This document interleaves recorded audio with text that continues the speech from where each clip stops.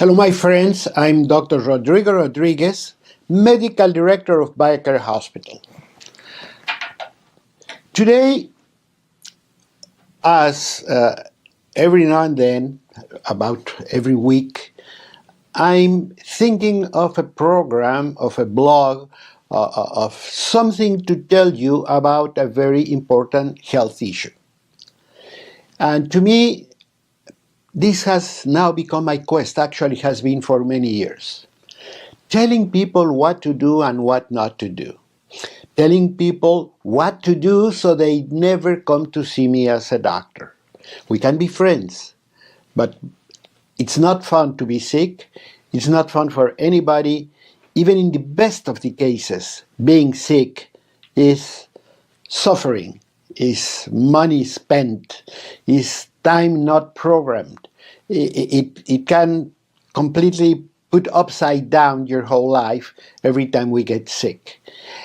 And the more I go, the more I realize that health is one of those intangible things that makes life worth living. Because when you're ill, nothing is fun, nothing is attractive, nothing brings anything to you.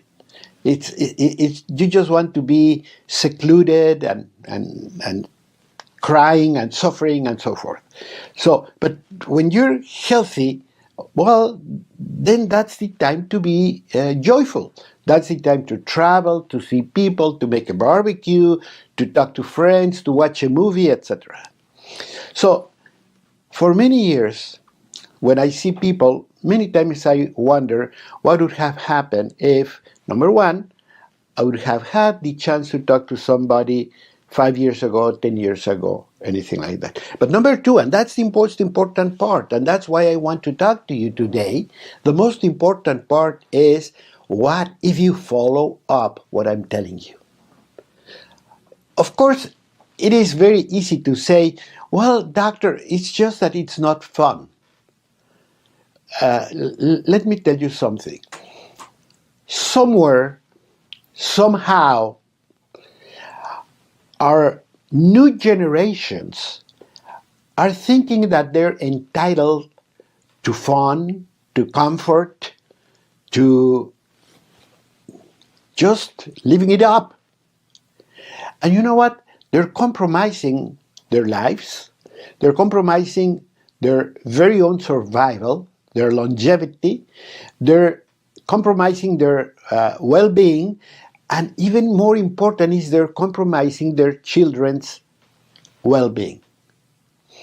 And the subject that I have chose today, which I already began talking about it in a different blog that you can link to, talking about diabetes. I just made a program talking about insulin and insulin resistance, which is at the core or the most obvious culprit for diabetes. And I discuss a lot of things about insulin, what insulin is, because we talk about it every day. But what does it do in the body? It's really a miracle hormone. It does so many things. Without insulin, we don't grow, we don't produce protein, we don't get bigger and better and faster, etc. We don't have energy to produce anything in the body, but not only that, insulin is a very anabolic function, has a very anabolic hormone. What does that mean? It means that it promotes growth. It makes the cell makes protein, your own protein, out of food components, but you can now create your own heart and muscle and brain and every single protein. Without insulin, simply there is no life.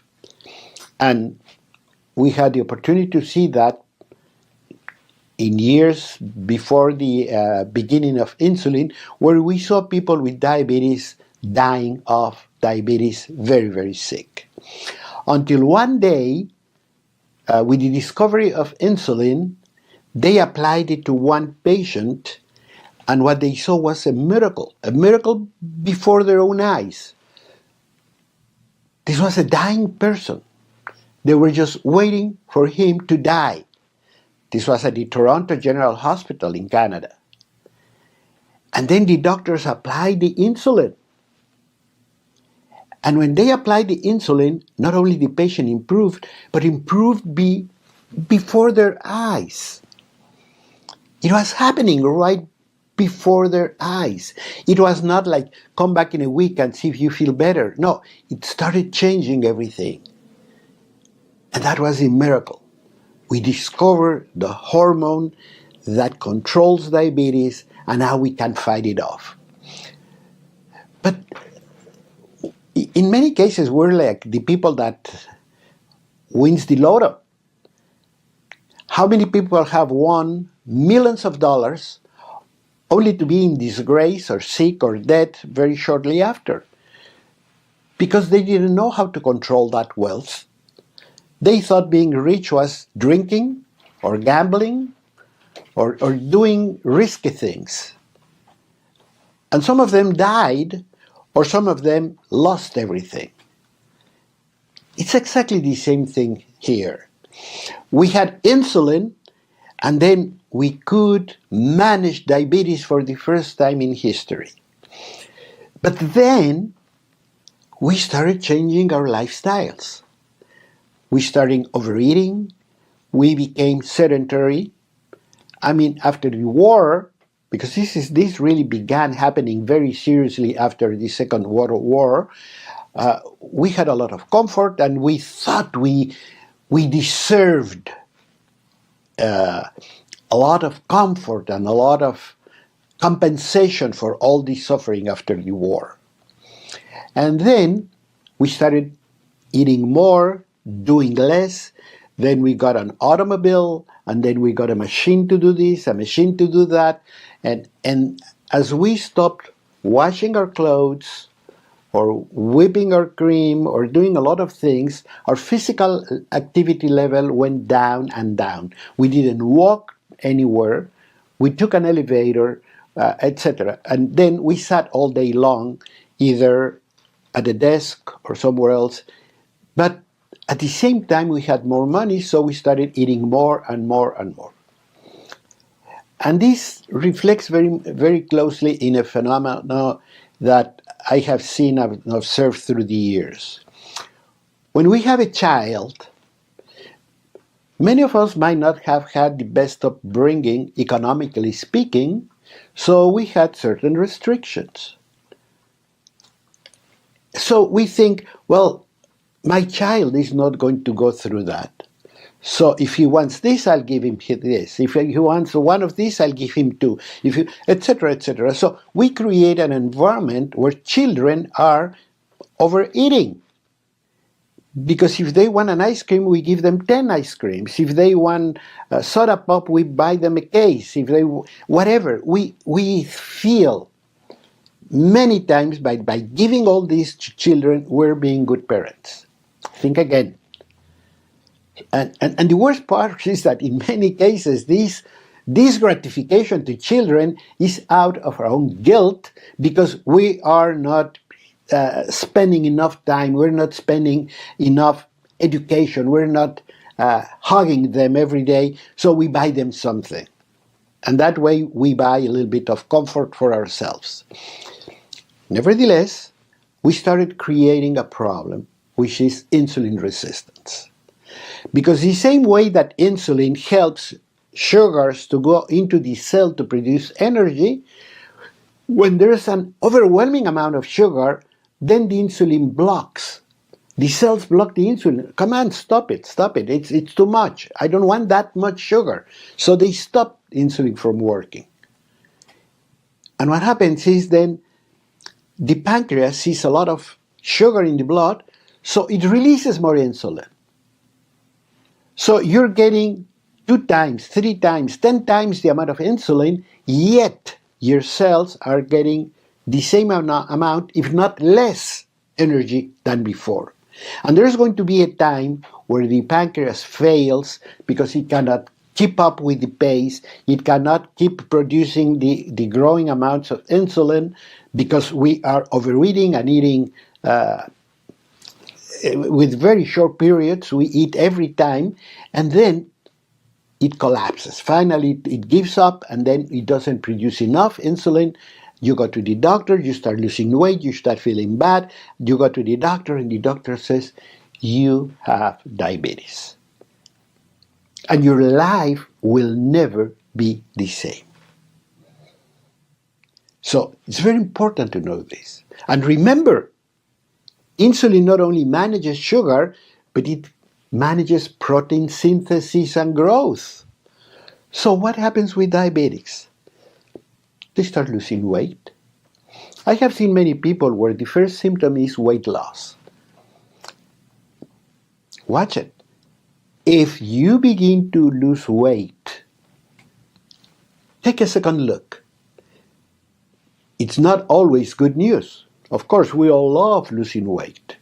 But that's because we planned it, because we went on a diet, because we started going to the gym, etc. We started doing something to get rid of those extra pounds. But some people will start losing weight out of nothing, out of nowhere. And they come and they say, doctor, I haven't changed my lifestyle. I haven't changed my diet. I actually think I'm eating a little bit more. But now I have lost 6 pounds, 8 pounds. And then the next question is, are you very hungry? Because when the insulin fails, cell satisfaction fails and it demands for more food. So diabetics, an early sign of diabetes is you get abnormally hungry. And you get thirsty because that sugar in the blood is going to bring water out of the cells. And then you urinate a lot because that extra pressure in the blood vessels are going to make the kidney to eliminate more urine. So you lose weight, you are very thirsty, you are very hungry, and you urinate a lot. Go to the doctor immediately. This can be diabetes, and simple tests will tell you. Do it. Do it for yourself. But you see, once again, how important it is to be aware and vigilant of what happens in our body. And I want you to stay with me because I'm going to tell you a lot more of how things happen and how we can prevent them. Be back.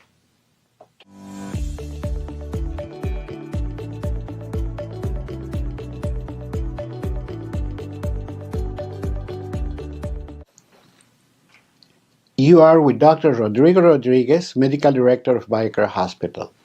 And today we're talking about diabetes. We have already talked about insulin and insulin resistance, which are the more obvious culprit of the whole problem. But being insulin, a hormone that affects just about every function in the body, it is not a mystery, or should surprise nobody, that having diabetes means a very complicated metabolic condition. And I say complicated because it affects just about every function in the body. And it's just a chain reaction that begins with insulin resistance. That's why insulin resistance is so important to fight it, to avoid getting into that condition. And even if genetically you are going to be diabetic, you can reduce the impact. You can delay the onset if you play your cards right. That's the dire importance of a message like this.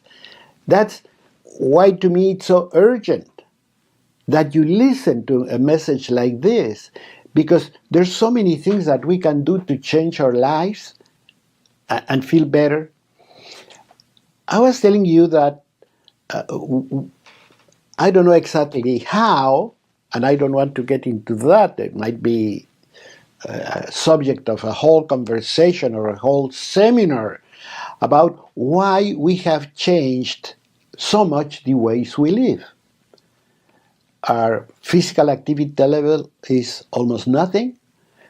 I mean, it is almost ridiculous that you have to get a sneakers and a whole outfit and go to a place because you want to do physical activity, as if you cannot have physical activity at home or at work, as if you cannot just go upstairs and downstairs and vacuum clean. And you put a vacuum cleaner that does it all while you sit and watch TV. Well, let me tell you, there is a British study that shows that vacuum cleaning, when you do it manually, consumes a lot of energy, particularly if you do it well. And what I mean by doing it well is you move furniture, you put things, you clean the drapes, etc. If you vacuum clean a room in a very thorough way, you're going to be sweating. So, but we don't do it. You have to buy an outfit and go to the gym. Start cleaning your home. Start doing your garden. And at work, just don't ask somebody, oh, I just sent a copy to the printer, you bring it to me. No, get up and go. Don't ask for a glass of water. Get up and go. Actually, stand up and sit, stand up and sit. There are many, many research works that show us that just by moving a little bit at the office can be very beneficial. So what we need is we need the muscles to move, because the muscles help insulin a lot. And I have told you, when we talk about insulin and insulin resistance, that the muscles and the fat of the body, just two tissues, make 2/3 of the whole body weight. That's how important they are. So we want to make sure that our muscles do their part. And if we move and sweep the ground and use the broom and use the vacuum cleaner and mow the garden, etc., all these things are going to be very good, because the more we move, the better off we're going to be. If you have diabetes, one of the best ways to lower your sugar level and you bring up your tolerance to the sugar situation is by having physical activity. And again, I don't have to go to a gym. But if I'm sitting down and I'm even watching TV and I have a couple of jugs of milk, they don't have to be 1 gallon, they could be half a gallon, whatever you can do, and just keep moving them up and down. Keep those muscles moving, for goodness sake. Anything you do to move your muscles, a stationary bag, I'm not very fond of them, but if that's what you do, what you have, do it. Any exercise is better than none. Any. So, what we have to understand is that we have a body that was made to move. And we stopped moving it, then we had a problem. On the other hand, I was also telling you when we talked about insulin that we have a counterpart for insulin, which is glucagon, which also comes from the pancreas. So one pushes sugar into the cell, the other brings down sugar from the liver, from the fat deposits into the blood flow. When the insulin is not working. And when is not the insulin working? When we don't have food in our tummies. And you say, well, I always have food in my tummies. Well, think again. What happens when you go to sleep? You know, nature knows that at night we are not going to eating, or we should not be eating. Let me rephrase that. We should not be eating at night. Why? Because our bodies are programmed to bring down sugar from fat deposits and from the liver into the blood flow, so insulin and all that is at rest during the night, or should be at rest during the night. But what we do? Where is the 5 o'clock dinner? Nowhere to be found. We're eating at 11 o'clock, 1 o'clock in the morning, we got up in the middle of the night and have a snack, a sandwich, or a glass of milk. You know what happens? What happens is that that food is going to be on top of the food that the liver is bringing down from fat deposits and so forth. And everything is going to be distorted. There's a very interesting and shows very well what I'm telling you. They gave a group of people a good breakfast. You know, ham and eggs and bread and milk, etc. Just a common breakfast. But very well measured, very well controlled. They took the sugar, the breakfast with everything in it, and then they monitor sugar afterwards. And they saw what they expected to see, that the sugar level went up, and then within 2 hours it was back to normal. That was breakfast, 8 o'clock in the morning. Then, that night, or in a different night, they repeated the same food, another breakfast, but this time at 9 o'clock at night. So they had ham and eggs, milk, etc. Exactly the same food, but at night. As expected, the sugar level went up, but within 2 hours it was almost half down. It took 4 to 6 hours to come down. Why? Because on one hand, we were putting food through our mouths, but also the liver was bringing down sugar from deposits because it was night and glucagon was at work. So we duplicated the effort for the body to get rid of all that extra sugar.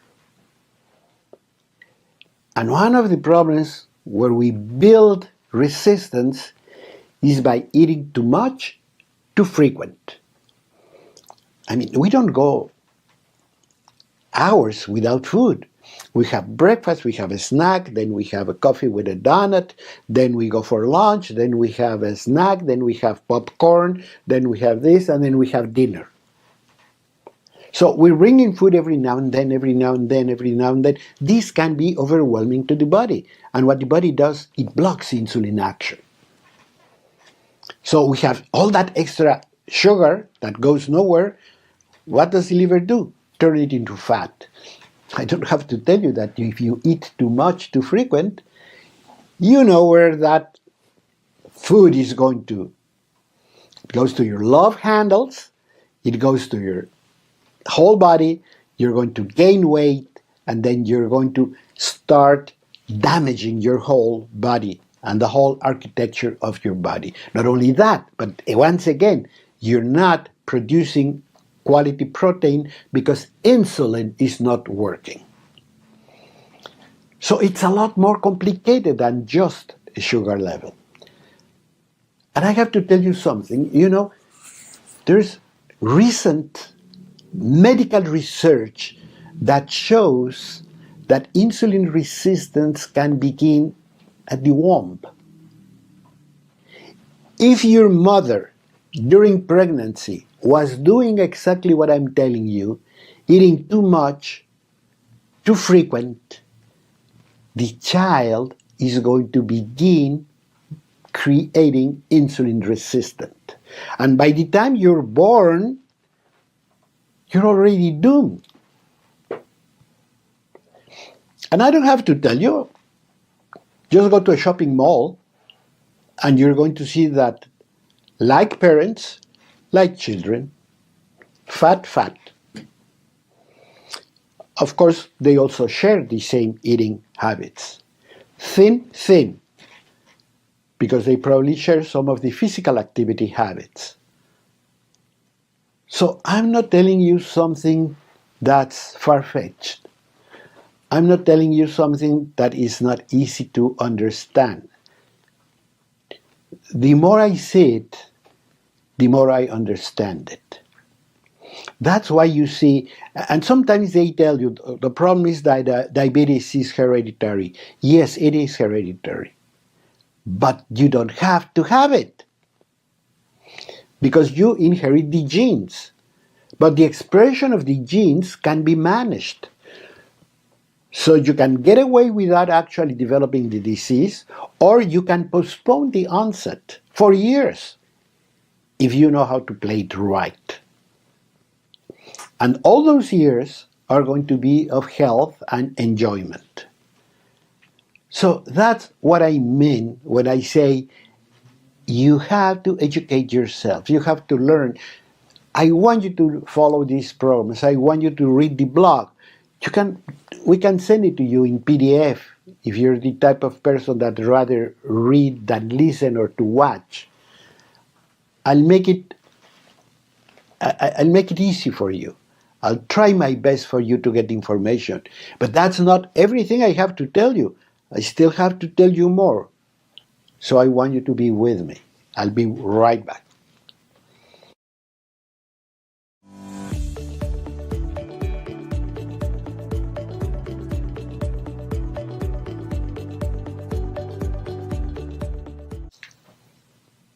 I'm Dr. Rodrigo Rodriguez, Medical Director of BioCare Hospital. And today, we're talking about diabetes. We're talking about diabetes, insulin resistance, but we're talking about diabetes as a disease. We all know it's a disease. It's a metabolic disease. It is an inflammatory disease. It is a catabolic disease. It is an energy or lack of energy disease. Is a weight loss disaster. But it can be a disease of just about every organ. And that's what we're going to talk about for a little bit. Because we have many times, might be for our own comfort, but we many times consider that diabetes is a disease that is going to affect our sugar level. So if you watch the TV ads, well, they're very positive. You have diabetes? I'll give you this, and your sugar level is going to be fantastic. And they show you running and enjoying and living very happy. But nobody tells you have to make lifestyle changes. They don't tell you. They just tell you, you take this and you're going to be fine. The other thing that nobody tells you is, if you have diabetes, you have to take this or that or the other, but it's going to be for the rest of your life. In other words, if you're diabetic, at this point in the 21st century, there is not a cure. There is not a way to go back. You're diabetic, you are diabetic for good. And you can manage it better or worse, but you're going to be hooked to some sort of medication. And of course, to follow up, medical follow-up, laboratory follow-up, etc., etc. So, it is not just a sugar level disorder. I wish it were that simple. Because the same way that Banning and Best at the Toronto General Hospital discovered that insulin could change that for the better, well, they didn't see at that point that that was not enough. And the joy for the discovery of insulin was rapidly obscured by the development of insulin resistance and diabetes in staggering numbers. The amount of diabetic people diagnosed in 1950s is just a poor shadow of what we have in the 2000s and 20s. It's just nothing. the amount of people that are diabetic in the world, and particularly in the United States today, is overwhelming. Many people, of course, doubt that we're going to have the economical capacity to deal with it. Because not only is the diabetes, it is the disability, is the lack of function, is the loss of sight, is the losing a limb, is losing a kidney, is having a heart attack, is having a stroke. It affects every single organ. And I have to go back to this anabolic action of insulin. If we are not producing enough protein, and we're not producing quality protein because of insulin problems, then what happens is that every single tissue is going to begin to suffer because it doesn't have the push to do what it has to do. And once again, this is protein synthesis and stimulating growth. So we cannot do that. So if you look at a person with diabetes, you're going to see how the muscle mass begins to diminish. That's why people with diabetes lose weight. Not because they're thinner, just thinner, or just because they're fitter. No, it's just because they're losing muscle mass. And as you lose muscle mass, you lose a lot of things. You lose equilibrium, you lose your gait, you lose your ability to do things, and the more you lose it, the less physical activity you can do. So it's going to be a vicious cycle in which you're going to lose more and more and more and more muscle capacity. And if you see a person with diabetes that has had it for a long time, they usually have very poor muscle masses. But that also shows in a very important organ of the body that's everywhere, the blood vessels. The blood vessels are going to suffer a lot, and they're going to suffer a lot in the lining of the blood vessels. They can get inflamed. And what happens in a pipe, if the inner part is thicker, the flow of the fluid, whatever fluid it is going to be diminished. It's going to be distorted. We lose what we call the laminar flow, in other words, the flawless flow of things. We lose it. And that creates, in turn, the possibility of having clots at different parts of the body. And as that happens, we lose, for example, perfusion to the kidneys. So the kidneys do not work that well. And what happens is that with time, we're going to start having kidney function deficiency. But the same thing happens to the limbs. And remember, when we talk about circulatory problems in the limbs, we always look at our legs. Why? Because they're very distant from the heart. Our hands, on the contrary, when the blood is pumped, they are first served because they are really readily close to the heart. But think of your foot. Your foot might be 4 or 5 feet from your heart. And not only that, the blood that goes there has to come back to the heart. And going backwards is going against gravity. So the blood coming down has a little bit of a problem. And if you have a weak vessel, you're going to see how the veins that bring this blood up cannot hold it anymore in a good way, and then they start to dilate, and you start having a lot of problems, and circulation through your lower limbs is impaired, lower blood flow with more resistance for the blood coming back up creates a huge inflammatory degenerative damage to the area, to your ankles, to your lower legs. and then you start losing tissue. You start losing tissue, and there's not a mystery to anyone that a long-lived diabetes can bring a lot of ulcers to your lower limbs. Ulcers that are very difficult to handle and that are very painful. And of course, we know that eventually that blood flow could be so impaired that you develop gangrene in one limb or the other, or both, and you end up with amputation of the lower limbs. So you lost your kidneys, you lost your limbs. What else can you lose?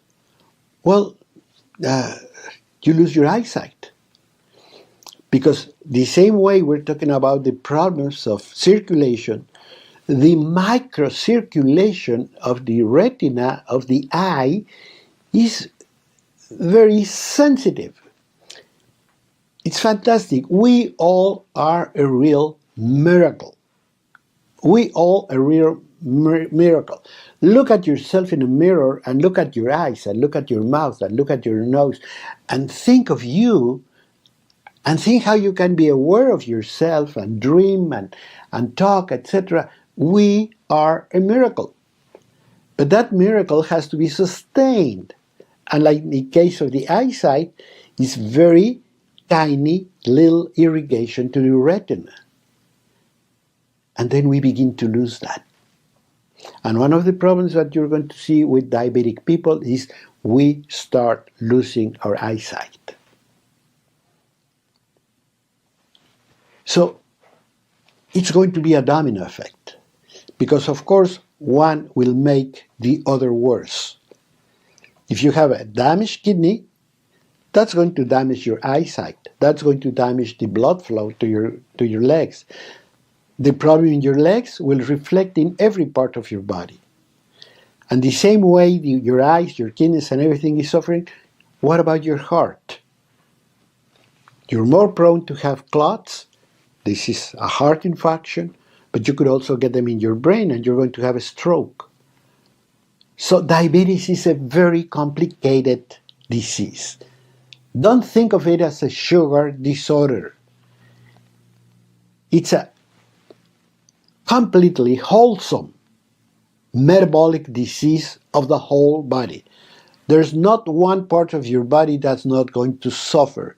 Your skin, your mucosas, your lungs, every single organ in the body is going to be affected.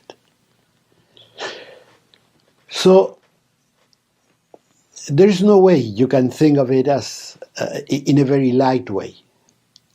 I think it's a very important disease, and it is even more important the fact that we're seeing it more and more and more frequent.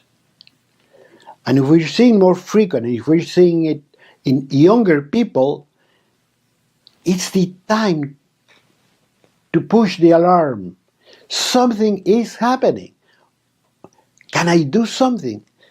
Can I change all this? Can I begin actually from the pregnancy? If I want to have a child, am I ready to face the compromise, the responsibility of being healthy for my child to develop in a healthy environment with all the possibilities of being a successful human being? Or I want to keep on smoking and partying and going to Paris and eat everything I want and do whatever I want because that's what doctors and hospitals and so forth are for. They should take care of the problem. We have to take responsibility if you want to be a parent, if you are a parent, if you're a teacher, if you want to deal with yourself, you have to take the responsibility, and I'm going to tell you how you can do it very easy in just a few more minutes.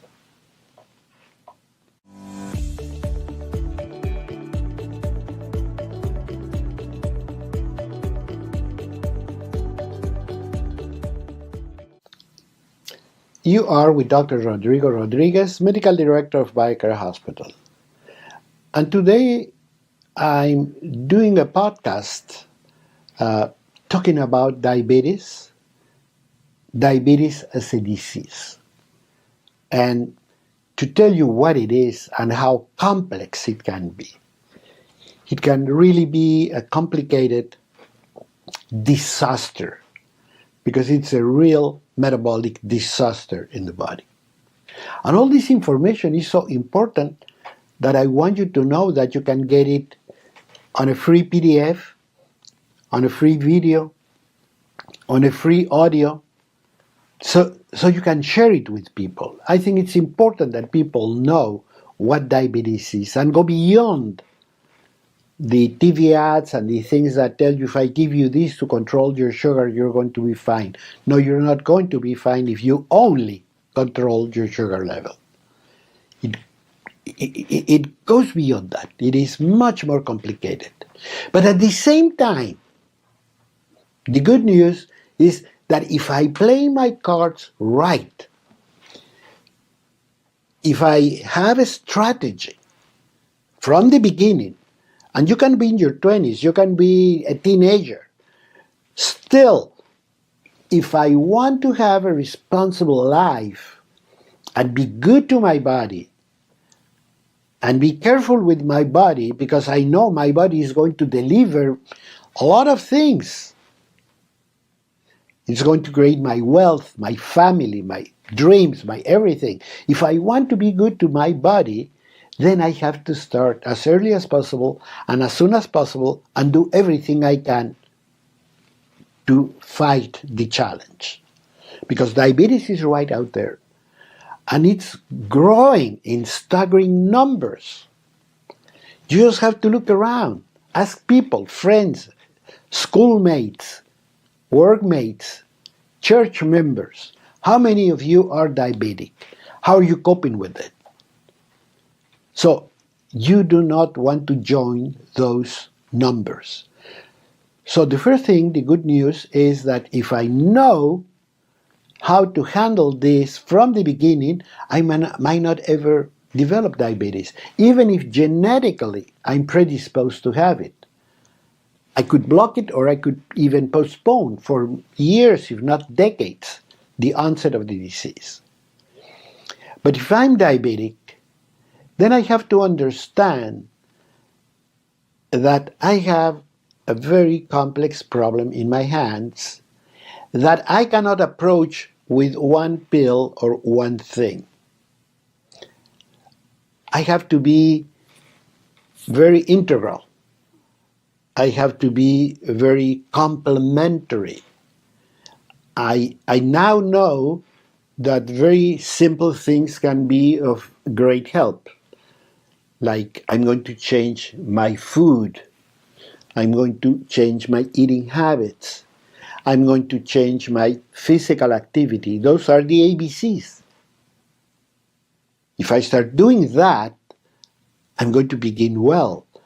I have to avoid problems like cigarette smoking, alcohol drinking, chemicals, all these things that could be in my food supply. If I take care of all those things, once again, right in my hand, right within my reach, I'm beginning very well. Now, there is something that's easier said than done. And that is when I talk about good eating. I could go for 10 programs like this and just touch the surface. But there's a lot of reading. There's a lot of resources.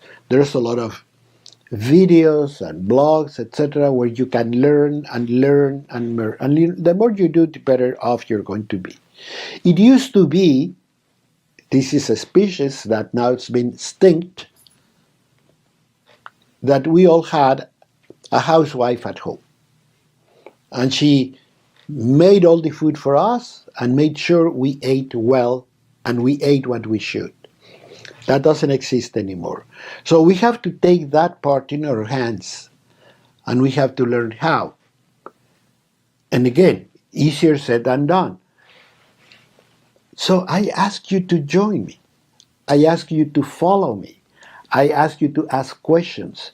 I want you to call our doctors or click on BioCare Hospital and learn more about it. And don't be shy. You can ask any question, anytime, free of charge. Doctor, I like asparagus. Is that okay if I do this? Doctor, I like beets. What benefit can I get? Anything.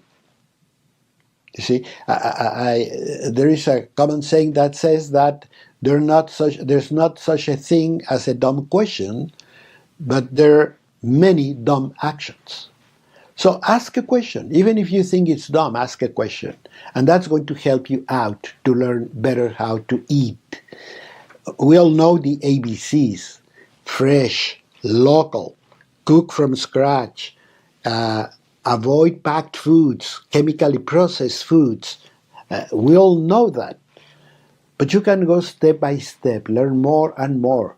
And for that, I'm at the social media of your choice. Ask a question. If you're thinking of doing something for you or for your family this Sunday, let's talk about it. I'll help you. I'll advise you. I answer personally all my emails. So don't worry. The great thing about emailing is you can ask the question whenever you want, and I can answer it the same way. I could be at home, I could be anywhere, and still answer you immediately. So don't be shy. Ask questions. But then if you have diabetes, please don't make mistakes. You have to know that you have a complex metabolic disease in your hands, a systemic inflammatory disease, that as we speak, you're losing protein, you're losing substance, you're losing energy as we speak. So the sooner you act, the better off you're going to be. I would urge you to take a look at a BioCare Health Getaway. 10 days at the hospital. You're going to be thoroughly tested. You're going to be tested also for inflammatory markers. We're going to test you for a lot of functions, immune functions, etc. So what we're going to do is review the whole condition and kickstart a program for you. That also, hopefully, will give you the commitment to change your life for better. The profit you can get from it, the benefits you can get, go well beyond your expectations. We have treated diabetic people for decades, and we're very happy to see people that either began with the mild problems that have gone through many years without any need of medication, or people with serious diseases that have gone through a very good condition, and they are improving and they're living their lives to the fullest, etc. So I want you to think of that, because this is serious. I will not be telling you to do that. The same I'm telling you, call me and I'll help you to guide you to face the problem from the prevention point of view. I'm telling you, if you have a problem, if you don't feel you're getting the progress that you think you have, then calm down. You have to calm down. You have to do it seriously. You have to do it with the doctor, with the blood tests, with the live blood, with everything. A very common problem with diabetic people, for example, is the increase in blood thickness. And that's very easily controlled with proper management and supplementation. And once the blood becomes a little bit thinner, just a little bit thinner, blood flow improves.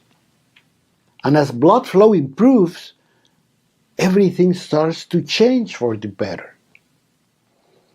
That's going to be one of our objectives, to fight inflammation, because we want those blood vessels to open up. The swelling many times you see in your legs, it's within your blood vessels.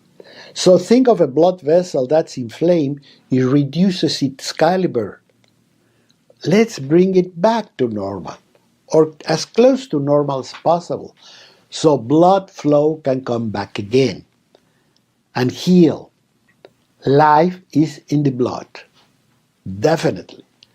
So blood is healing.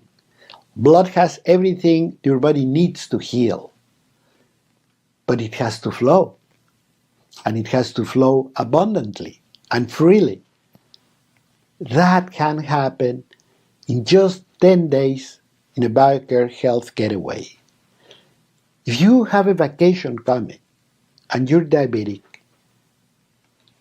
planning doing this trip, plan in being together. Let's meet. Let's talk about it. Let's start you on this program. You're going to enjoy it. This is not a hospital when you're going to be tied to a hospital bed. You're going to have a total different routine. You're going to have award-winning food.